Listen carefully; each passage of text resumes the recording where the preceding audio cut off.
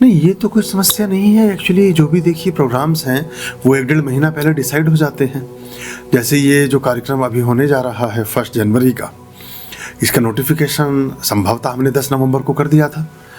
तो अगर आप 20 और 30, अगर मेरा गणित ठीक है तो लगभग 50 दिन का आपको समय मिला।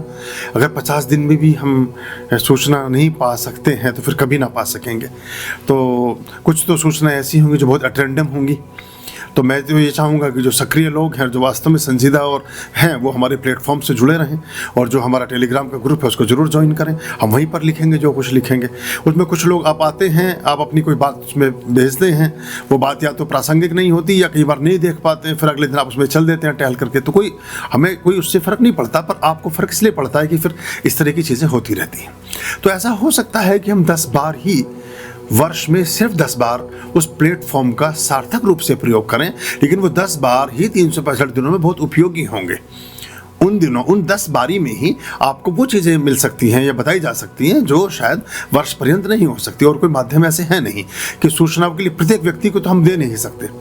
अभी तो स्थिति ये है कि जो हमारे घर परिवार के लोग हैं वो भी इसी से जुड़े हुए हैं। आप सोच सकते हैं कि मतलब ये एक व्यस्तता की बात भी है, एक विवशता की बात भी है कि जो हमारे सगे संबंधी, मेरे भाई भी, मेरे बहनें, मेरे परिजन भी जुड़े हैं, वो भी इसी माध्यम से जुड़े हैं। वो भी यहीं अपना नाम लिख रहे हैं, यहीं से सब बता रहे हैं।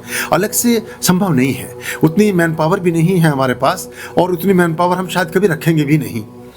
तो जितना मतलब ठीक से हो जाए, हमारा कुछ कंसेप्ट एकदम स्पष्ट है तो वो अच्छा रहेगा। ये हमने प्लेटफॉर्म, एक ब्लैक बोर्ड है, एक कक्षा का ऐसा श्याम पट्ट है जिस पर हम कोई चीज़ लिख देते हैं। हम सोचते हैं आप सबने उसको पढ़ लिया, और अगर आप उसे पढ़ने उचित नहीं समझते, कभी कभी उसमें कुछ और चीज़ें भी आती हैं, उतना ना लिखें तो अच्छा। मैं बहुत बार कह चुका, शायद कुछ नए जन जुड़ते हैं तो वो उसमें प्रणाम और बाकी चीज़ें लिखते रहते हैं, वो नहीं लिखना चाहिए। हमें टेलीग्राम ग्रुप में प्रणाम, नमस्कार वगैरह ये सब नहीं लिखना चाहिए, ये अच्छा होगा। दूसरी बात, कुछ लोग क्या करते हैं वहीं पर वो कि मेरा ये काम होने वाला है, हमें तथास्तु कर दीजिए, बोल दीजिए। इससे नहीं होगा।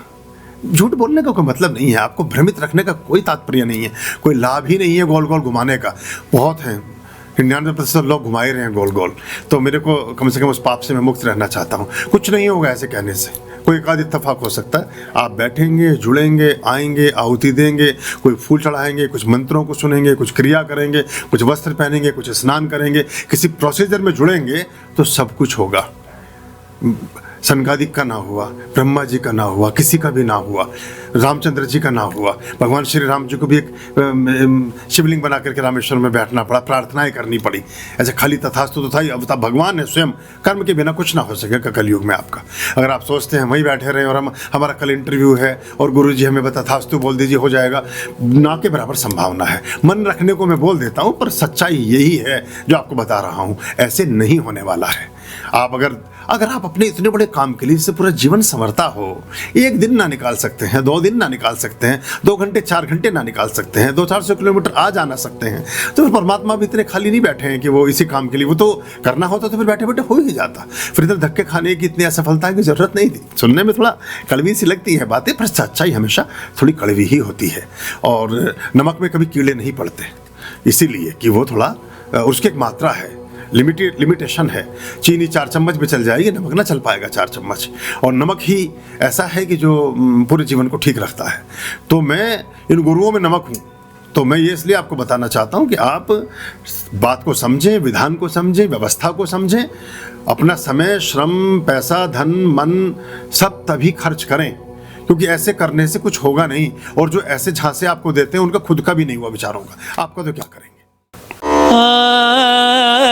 आर्याम अभयाम भज रे चित सन